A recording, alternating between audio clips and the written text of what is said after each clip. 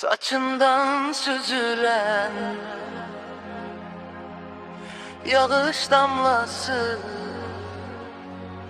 yanağından akıp dodağına konar.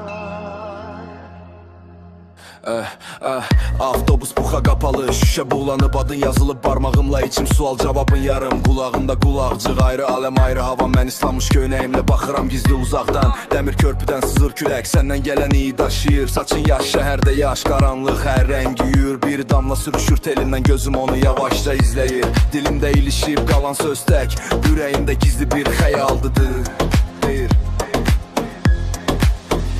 Saçından süzülen yağış damlası, yanağından süzülüp dodağına konaydım. Bu uzak mesafeni kısaldanan olaydım, olaydım. Gözünde gizlenen bu garip suskun bakış, adıma dokunur sanki içimde karışır. Yüreğim döyünür ama dilim bağlanır. Belki de sen de aynı şeyleri anlayır. Saçından süzülen yağış damlası, yanağından süzülüp dodağına konaydım.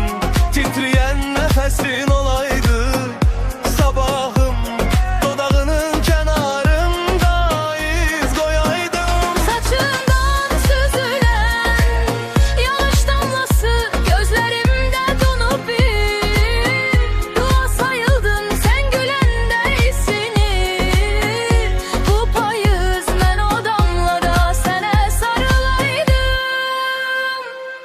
Allah'ımda səsin hələ eşidilməmiş mahnı kimi, sözlərin susub amma gözlərin danışır. İçim titrəyir, salam demək üçün belə tapmıram bəhanə. Sanki hər addımınla dəyişir bu dayanacağın havası bəhanə. Telefonu açıb bağlayıram, yazıb silib adını, statusumda gizlədirəm, heç kim görməsin ağlımı. Sən isə pəncərədən çölə yol çəkirsən xəyallarına. Əllərin çantanda, mən isə cırılmış dəftərimdə səni yazıram. Dalbaba, bilirsən ürəkdə bəzən dayanacaq da ilişir. Bir salam üçün saatlar boyu plan qur, bölünür, parçalanır, qarışır. Mən susuram, bəlkə də susmaq daha asandır, amma yağış hər damlası ilə qulağıma pıçıldayır.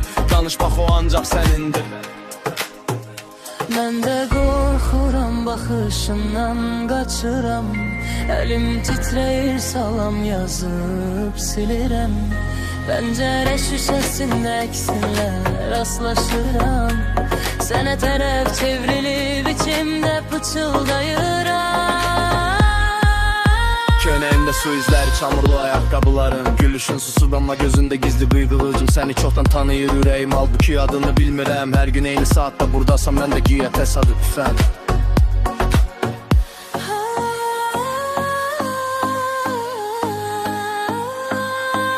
Saçından